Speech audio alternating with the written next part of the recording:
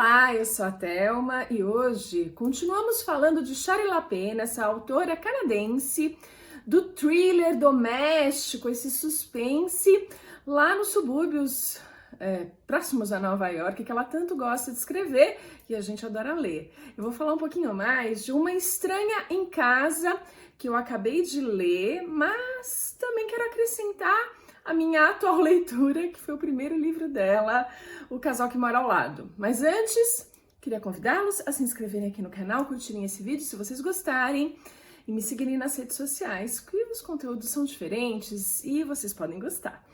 Vamos a Shari LaPena? Pois é, esse ano eu tô me divertindo com os thrillers. Tô curtindo ler suspenses e conhecendo autoras mais recentes.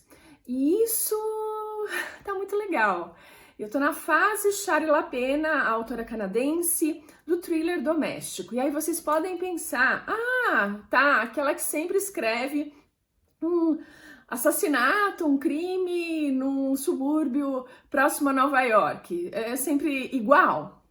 Pois é, de fato, ela sempre opta por esse ambiente próximo a Nova York, vilazinhas, ruazinhas ou uma casa, numa vizinhança ali próxima a Nova York, como eu comentei, mas não é igual. Ela consegue criar histórias muito diferentes entre si e isso fica muito interessante.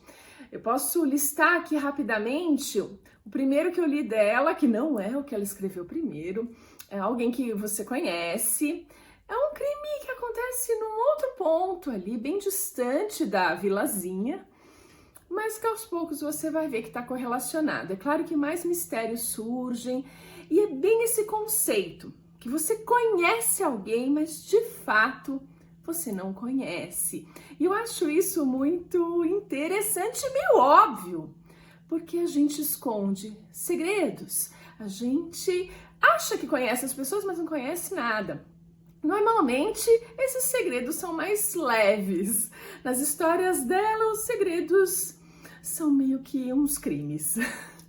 Em O Último Jantar, a gente vai conhecer um casal de milionários que é assassinado, um duplo homicídio, e é uma história bem interessante, a investigação na família, basicamente, desse casal. E é claro, uns parentes, os parentes distantes, a família, vai ficar nesse ambiente, ou seja, a história, ela é diferente. Finalmente, chegando em Uma Estranha em Casa, a gente vai ter uma história diferente, nesse mesmo ambiente, e é sobre isso que eu falo hoje. Essa Estranha em Casa começa com uma cena, acho que o prólogo, se não me engano, é uma mulher numa corrida desabalada, assim, ela sai de um restaurante abandonado, correndo. Eu acho que eles chegam a citar isso, eu não tenho muita certeza, mas ela sai de um lugar correndo, feito louca, pega o carro e sai dirigindo, cada vez acelerando mais, ela não devia estar ali e bate esse carro. O primeiro problema que surge é um acidente de trânsito. E aí ela vai ser atendida, vai ser levada para um hospital, porque a batida é super forte e ela perde a memória. Nessa situação, os policiais são mais ligados a acidentes de trânsito de uma outra delegacia. Mas aos poucos começa-se a notar que houve também, eu acho que logo no capítulo 2, a gente começa a perceber que houve um outro crime naquele lugar, naquela região de onde ela saiu correndo. E aí é um homicídio. Nesse caso, é uma outra delegacia que é chamada e a gente já conhece, se você leu os livros da Shari na ordem certa, se você começou com O Casal que Mora ao Lado, que foi o primeiro grande sucesso dela, você já vai conhecer uma dupla de policiais. É o Hashback, eu não sei se é assim que fala, e o Jennings. O líder, o chefe aí da investigação é esse Hashback, que é um cara muito bonito, muito elegante, geralmente com roupas muito alinhadas e olhos muito azuis com cabelos pretos. Eu fico imaginando, nossa, ser policial deve deixar a gente sem fôlego, tamanha beleza dele. Porém, ele causa todo tipo de impressão ruim em quem ele tá entrevistando, porque ele é muito frio. Ele quer descobrir, ele é o policial, esse é o trabalho dele, e ele vai meio que mergulhando no crime e na alma dessas pessoas. E as pessoas que estão sendo entrevistadas, inclusive as vítimas, ou supostas vítimas, elas ficam muito incomodadas com essa abordagem, com essa frieza dele, com essa determinação que ele tem no seu trabalho. Então demora um pouquinho até que o Hashbach entre nessa história e comece a investigar esse acidente de trânsito e o assassinato que aconteceu. E basicamente a gente volta para aquele ambiente suburbano, numa ruazinha de casas muito legais, geralmente são casas confortáveis, caras. Ela escolhe uma classe média para serem seus personagens. Então a gente vai conhecer aí nesse subúrbio a Karen e o Tom Krupp. Eles são um casal muito bonito, eles se conheceram assim relativamente há pouco tempo, acho que 2, 3 anos, e já casaram. Ele que era um solteirão cobiçado, acabou sendo fisgado pela Karen, que é tipo uma mulher misteriosa, que não tem antecedentes familiares, tipo os pais morreram e tal. Ela só conta, eu vim do Mississippi, eu não lembro de onde ela veio. Ela conta da região dos Estados Unidos que ela veio e tal, mas que já não tem mais família nenhuma lá. Enfim, casa-se com o Tom e eles são bem felizes. Ele que é contador. Na casa em frente a deles moram a Bridget e o Robert, ou Bob. E o Bob, ele é dono de funerária. E eu fiquei pensando assim, nossa, tinha que acontecer crime mesmo, né? Porque assim, o cara da frente é contador. O cara, né, do vizinho é dono de funerária. Ô, tédio! Eu acho, enfim, ela não coloca isso aqui, é só uma colocação minha, ela não expressa isso claramente no texto, mas me parece uma vida bem rotineira. E essas duas esposas, tanto a Karen como a Bridget, elas estão meio que em casa. Porque a Karen, ela conseguiu um serviço temporário de contadora lá na empresa que o Tom trabalha. E foi aí que eles se conheceram, casaram, e ela tá... Eu acho que ela faz uns bicos na funerária do Robert. Eu acho que é isso. Ela ainda tá nessa fase de trabalhos temporários, tentando se fixar. Já a Bridget, ela é uma pessoa que tá querendo engravidar, uma mulher que tá meio obcecada com engravidar e acabou tendo que deixar o trabalho. Ela tricota, lembrei. Gente, o marido é dono de funerário e ela tricota. Que emoção, hein? Tinha que morrer alguém na história. Pois é, ela tem um vlog ou blog, ou não sei, ela posta na internet o que ela tá tricotando e ela é uma das magas do tricô. Ela tem fãs, porque ela cria pontos, ela é maravilhosa tricotando. E aí o que ela faz é isso, enquanto ela fez esse tratamento na tentativa de engravidar, só que não surtiu efeito. Não, assim, esse casamento empolgante com o dono da funerária, que ganha uma grana, ele tem várias funerárias, o negócio prosperou, mas é muito chato. E, na verdade, ele fica muito tempo fora de casa, enfim. E aí, ela fica tricotando e olhando pela janela, e ela meio que vê o que tá acontecendo na casa do Tom e da Karen. E a Karen sofre esse acidente, ela é a pessoa que bate o carro. E o Tom, quando chega em casa, ele já saca que tem uma coisa esquisita acontecendo, porque as portas estão destrancadas, é totalmente fora do usual, e ele tem que já vai ligando para a polícia, o que a polícia acha estranho, porque é muito rápido para uma pessoa alegar que a outra desapareceu, mas os elementos ali na casa dele estão completamente errados, ele saca isso e logo a polícia entra em contato porque conseguem entender que essa mulher que sofreu o acidente é a Karen. Só que ela perdeu a memória. E aí começa toda a investigação. E tem esse outro crime, o assassinato mesmo que aconteceu. E de repente, como ela estava dirigindo, feito maluca, e isso é um crime grave, pelo que eu pude entender na história, você ter essa direção muito violenta e causar um acidente, a possibilidade de você ter causado mais vítimas, tudo isso é um processo que é gerado contra você, ela vai ter que responder com essa direção imprudente e tal. Mas como ela fez isso em uma vizinhança absolutamente diferente da que ela mora lá no subúrbio perfeito, foi lá numa região onde a droga rola solta, só tem prostituição, é um lugar bem...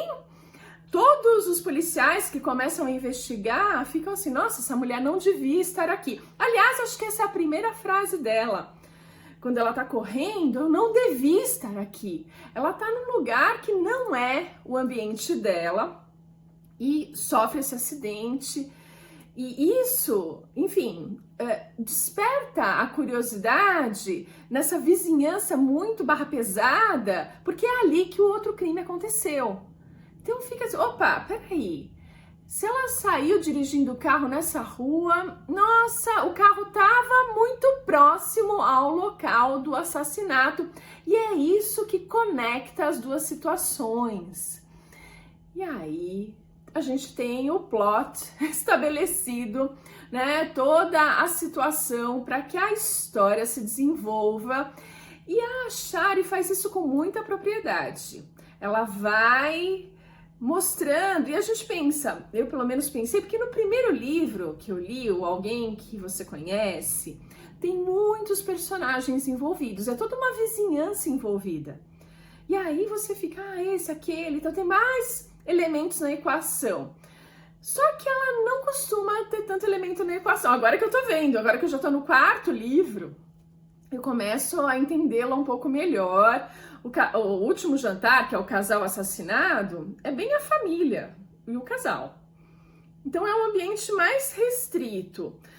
E essa estranha em casa é uma história que tem esses dois casais muito ligados, já que um é o que sofre o acidente e tá mais intimamente ligado ao crime, e esse casal da frente que tem uma vida super agitada, tricotando e enterrando as pessoas e de repente começam a meio que se meter na vida do casal da frente. Enfim, é bem interessante a história, cada uma tem seu charme, todas são surpreendentes, todas... O final não é clichê. Final, ela consegue ser bastante inovadora, te surpreender, você até saca algumas coisas, à medida que ela vai revelando para você, no comecinho é muito difícil você já sacar o que vai acontecer, porque a história vai se transformando ao longo dela, e você vai ser surpreendido ao final. Então aqui fica a minha sugestão de leitura, eu acho que eu dou umas 4 estrelas para Uma Estranha em Casa. E agora eu tô lendo o primeiro livro dela, eu fiz tudo ao contrário, né? Comecei de trás para frente e estou lendo O Casal que Mora ao Lado, que foi o primeiro grande sucesso que lançou a Shari para o mundo. Ela, que nesses 2 primeiros livros, se não me engano, eu tô falando certo? Bom, enfim, eu não vou lembrar agora os valores, mas ela é best-seller internacional, ela já vendeu muito livro. E O Casal que Mora ao Lado foi o grande sucesso, o primeiro. E eu comecei a ler a história de um sequestro de um bebê. É um casal, um jovem casal, na faixa dos seus 30 anos, ambos bonitos e bem-sucedidos, numa vizinhança mais uma vez bem-sucedida. Eles estão jantando no seu vizinho ao lado e aí o sequestro acontece. É claro que nesse jantar eles estão bem incomodados porque deixaram a bebê sozinha. A babá não pôde ir. O que eles fazem é levar a babá eletrônica e também ficarem se revezando, já que são casas geminadas, parede grudada. Então é só sair por uma escada e entrar na outra e eles vão a cada meia hora se revezando para ver como a bebê tá. E tá indo muito bem, tal, não sei o quê. Lá para 1h da manhã eles decidem ir para casa, voltar para casa. A mulher muito incomodada com a situação porque ela tem uma depressão pós-parto, ela tá se sentindo super culpada de deixar uma menininha de 6 meses de idade sozinha em casa. E quando eles voltam, qual não é a surpresa? O bebê não está mais no berço. E aí começa a história. E tem um ritmo, é interessante isso, os ritmos de cada história, apesar desse cenário comum, essa ambientação que ela acaba repetindo nas histórias, os focos são bem diferentes e os ritmos também. O casal que mora ao lado é muito mais lento, na minha opinião. Vai numa batidinha muito lenta e fica numa investigação sobre o casal. Olha, eu já passei de 50%, eu leio no Kindle, então eu não sei exatamente as páginas, mas eu passei a metade da história, é isso que eu quero dizer. E ficou um bom tempo só o Rashba, que é o mesmo policial, com o parceiro dele, ali tentando entender o que o casal fez com essa criança. Porque ele tá, assim, acreditando que foi o pai e a mãe os responsáveis por aquele desaparecimento. Até porque vocês vão ver que as provas, que toda a perícia que é feita ali na casa não indica que qualquer outra pessoa tenha entrado na casa. Como é que o bebê de 6 meses saiu? Enfim, só que o que acontece nessa passagem aí, quando eu entrei nos 40 e poucos % do livro, a história começou a ficar mais interessante. Aí a Shari começa a te dar mais elementos da história. E o que me deixou mais intrigada foi um comentário que eu ouvi na internet, onde a pessoa dizia que o final desse livro é para aquele que você não acredita. Ela tava falando de finais incríveis, com plot twists bem fortes, e ela aponta esse livro como um plot bem forte, bem diferentão. Isso me deixou assim, tanto é que ontem, eu acho que, então, eu passei de 50% ontem, eu queria terminar de ler, eu fui avançando na madrugada lendo, por isso que eu acho que eu tô até com uma cara meio de sono, mas não deu pra terminar, ainda vão alguns dias aí pra eu conseguir terminar esse livro, mas eu tô super curiosa pra chegar no plot. Isso daí, ouvir esse comentário me deixou super ligada e, de fato, ela é surpreendente nos plot twists finais da história. Eles vão acontecendo ao longo das tramas, mas ao final é mais forte. Tem sempre uma colocadinha, assim, uma coisa diferente. Enfim, aqui fica a minha sugestão de Uma Estranha em Casa, da Shari Lapena. E eu vejo vocês no próximo vídeo.